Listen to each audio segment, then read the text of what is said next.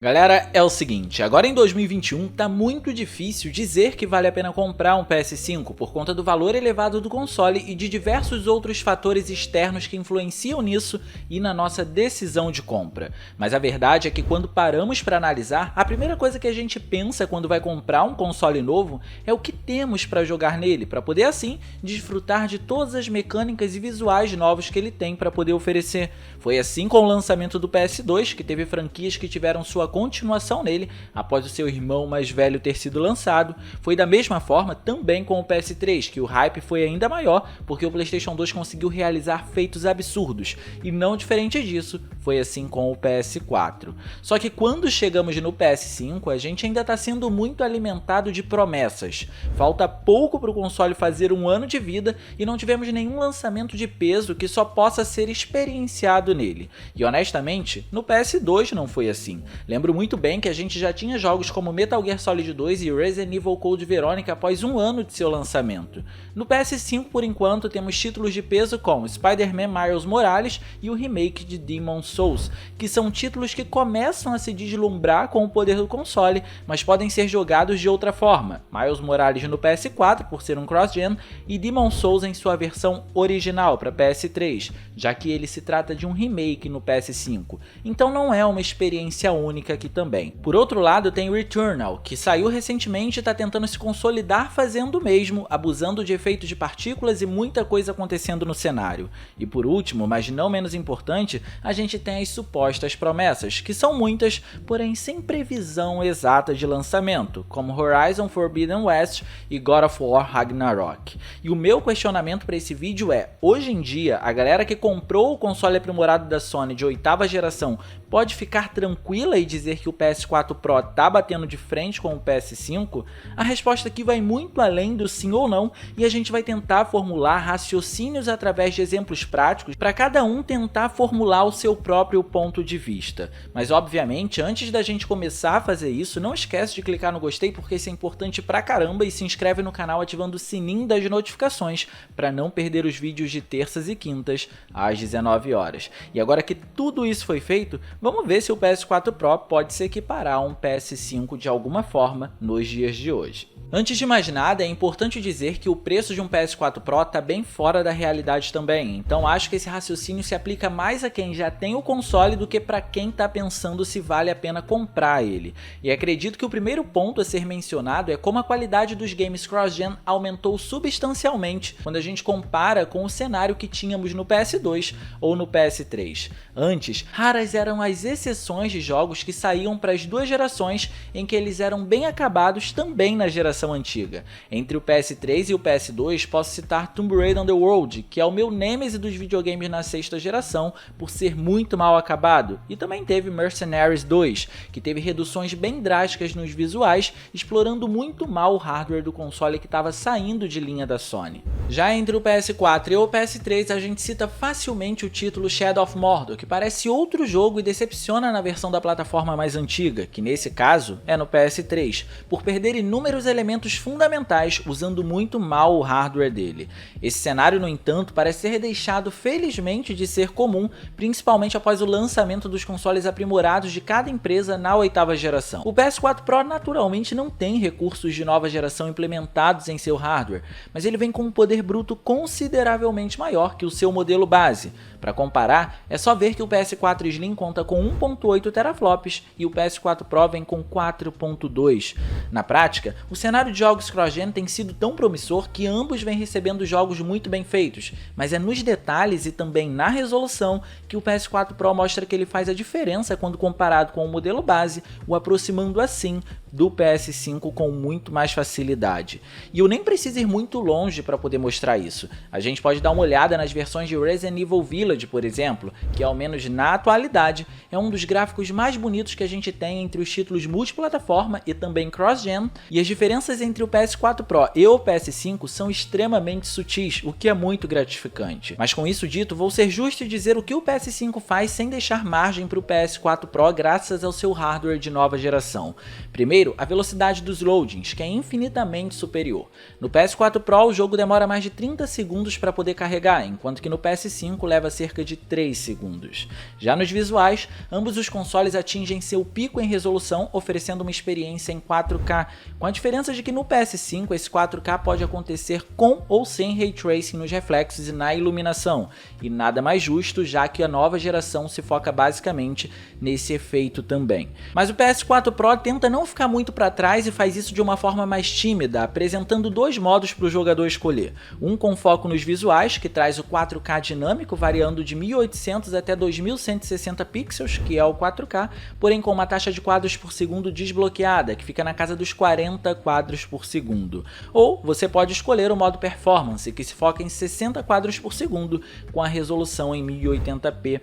E nesse caso é importante dizer que o PS5 com ou sem Ray Tracing se foca em 60 quadros por segundo na maior parte do tempo, além de se manter em 2160 pixels durante toda a jogatina. Mas o que é fácil de ficar fascinado no título mais recente da franquia é como tudo no jogo foi trabalhado para receber o Ray Tracing, assim como também foi trabalhado para funcionar com efeitos mais rústicos, porém muito bem aplicados. Prova dessa exímia aplicação desses efeitos tão rústicos, mas ainda assim que complementam muito a experiência e entregam visuais muito aplicados, é que as diferenças são muito sutis, e seja jogando no PS4 Pro ou no PS5, a experiência vai ser incrível de qualquer forma.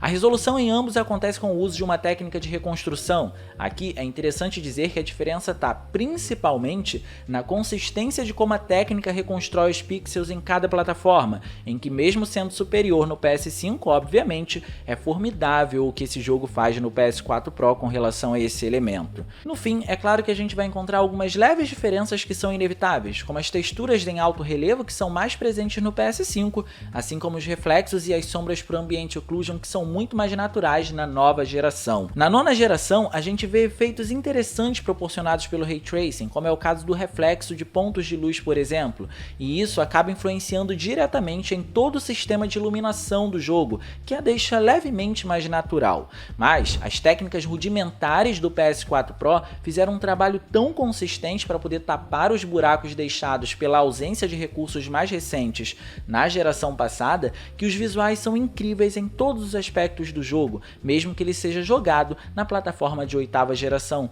e isso roda em altas resoluções até aqui, com uma boa performance na taxa de quadros por segundo. Então a gente precisa dar mérito para Resident Evil Village no PS4 Pro por conseguir realizar tantos feitos assim.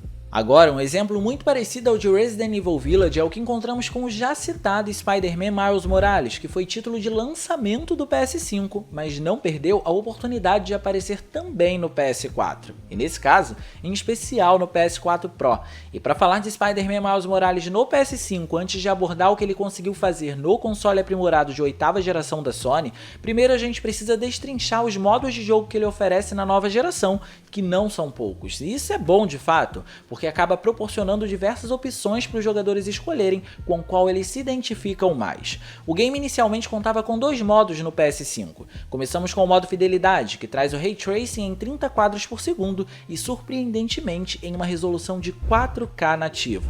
Já o modo Performance diminui essa resolução com o seu uso dinâmico, variando de 1440p até 2160p, mas na maior parte do tempo ele atinge os valores menores para poder manter a estabilidade da performance, e faz isso muito bem, porém sacrificando o uso de Ray Tracing. E até então era uma questão de prioridade. Se você priorizava melhores visuais, era só você escolher o modo em 4K com Ray Tracing, mas se você queria 60 quadros por segundo na performance, você tinha esse outro modo para poder escolher. Só que um tempo depois, a Insomniac Games, que é a desenvolvedora do jogo, veio com um terceiro modo que busca agradar a gregos e troianos por trazer 60 quadros por segundo com o uso de Ray Tracing. E para fazer isso, ele ironicamente se parece muito com a versão de PS4 Pro em alguns aspectos, o que automaticamente já valoriza o console de 8ª geração. Por isso, vamos falar dele agora para vocês entenderem o que o jogo faz nesse novo modo do PS5. Desde o título anterior, os visuais já eram incríveis e a densidade demográfica era muito boa. Para enriquecer esses visuais, que contavam com muitos prédios espelhados, o jogo ainda usava duas técnicas no PS4 Pro,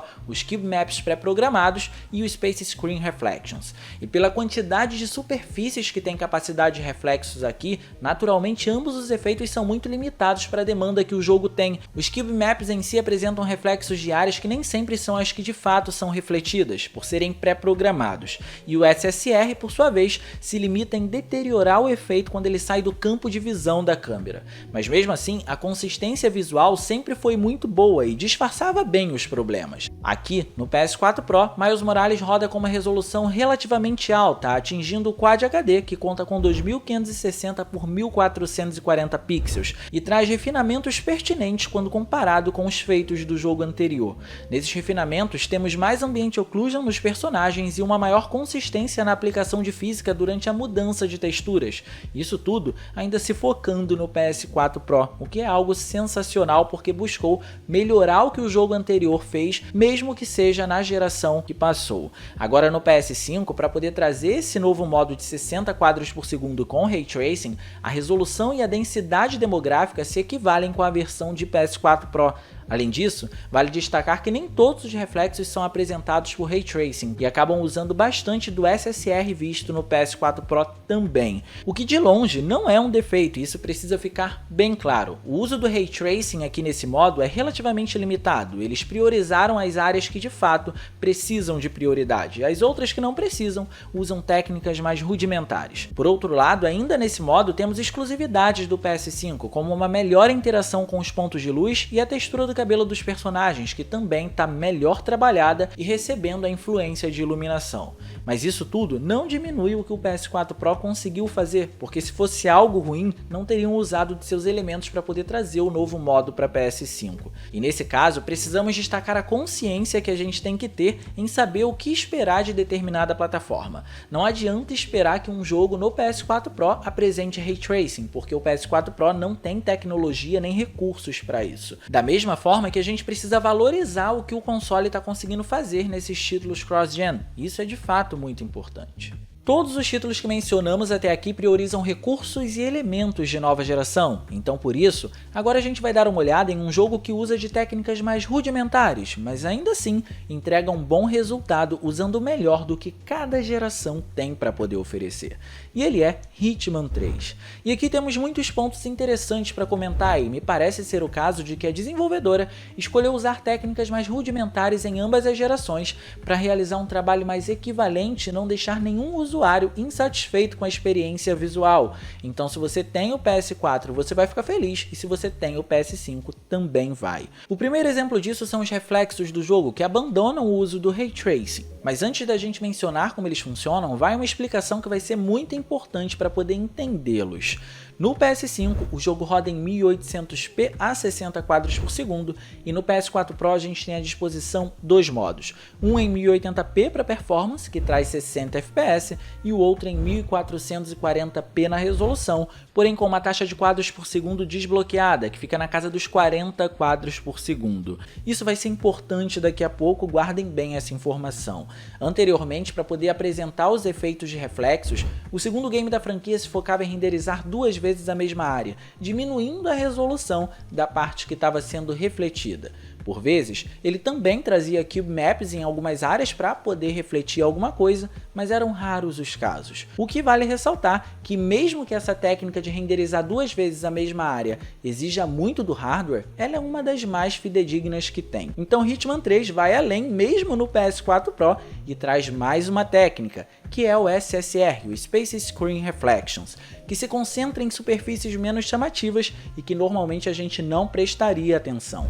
O interessante para quem gosta dessas coisas de elementos visuais é ver o impacto ao retornar nas fases do jogo anterior, usando o terceiro título para jogá-las e ver as diferenças, que se resumem a detalhes, mas esses detalhes conseguem dar um ar bem diferente para alguns ambientes. E detalhes também são importantes quando a gente vai falar da versão de PS5, que acaba se destacando por eles ou pela sua capacidade de refinar o que já era muito bom no PS4 Pro. Por exemplo, a qualidade das sombras está levemente superior, era muito boa no PS4 Pro, mas o PS5 consegue levá-la a um outro patamar, mesmo que não apresente uma diferença discrepante, está presente ali.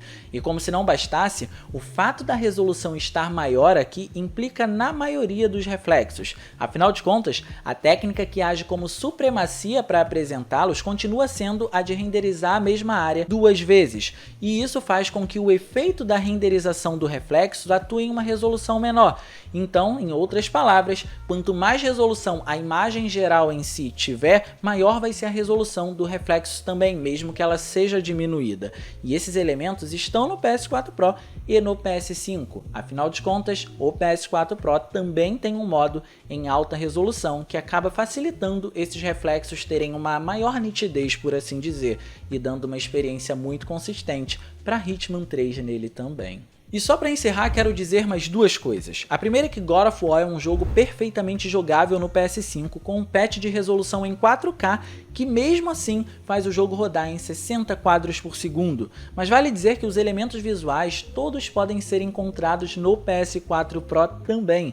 Então, mesmo ele sendo um título com cara de nova geração, a gente não pode esquecer que foi com o PS4 que ele nasceu e que foi no PS4 Pro que ele deu as caras pela primeira vez em 4K, mesmo que tenha sido usando uma técnica de checkerboarding para poder reconstruir os pixels, e fez isso muito bem. Então, se você tem um PS4 Pro, a experiência vai ser tão boa quanto no PS5, a gente não pode esquecer desse detalhe. E a segunda coisa que eu tenho para falar é sobre The Last of Us Part 2, que mesmo que ele não tenha recebido o devido suporte para ir para a nova geração, com nenhum tipo de patch como algumas desenvolvedoras têm feito, vazou um documento de analistas da Microsoft, ou seja, a rival da Sony, em que eles elogiam os feitos técnicos de The Last of Us Part 2 como feitos que se almeja em uma nova geração, ou seja, eles estão colocando The Last of Us Part 2 como um jogo de nova geração, mesmo que ele tenha saído para PS4, um console da 8ª geração, o que faz dele um título extremamente à frente do seu tempo, mesmo através da retrocompatibilidade,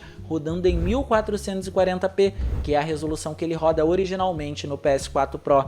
Então o PS4 Pro consegue proporcionar uma experiência muito boa e, nesse caso, equivalente à do PS5 e perfeitamente jogável. Com tudo isso dito, é muito interessante ver o que está acontecendo com o fim da 8ª geração, quando comparamos com as outras. Os jogos continuam chegando para o PS4 Pro, mesmo que ele não seja mais o foco da indústria, e o padrão de qualidade continua impecável. E o que eu estou querendo dizer com isso tudo é que, mesmo com o PS5 no cenário, o PS4 Pro ainda tem dado conta do recado. Talvez de fato não valha a pena comprar o console porque o valor dele está fora de série, mas se você já tem ele, talvez dê para segurar a onda enquanto você não pode comprar o PS5. Talvez compense segurar um pouco mais e esperar por melhores oportunidades e não se desesperar para ir para a nova geração, porque a gente ainda não tem motivos concretos para migrar dessa geração para uma próxima. Pelo menos essa é a minha opinião e eu quero saber a opinião de vocês aqui no campo dos comentários. O que vocês acham desse cenário todo que está acontecendo? Deixa aí que eu quero ler e assim a gente pode trocar uma ideia, beleza? Eu espero que vocês tenham gostado desse vídeo. Se vocês gostaram, não esqueçam de clicar no gostei, porque isso é muito importante. De quebra, você faz a boa ação do dia e também se inscreve no canal ativando o sininho das notificações para não perder os vídeos de terças e quintas às 19 horas. Minhas redes sociais vão estar aparecendo por aqui, se vocês quiserem trocar uma ideia, sou todo ouvido. Era isso, um grande abraço e a gente vai se ver na próxima.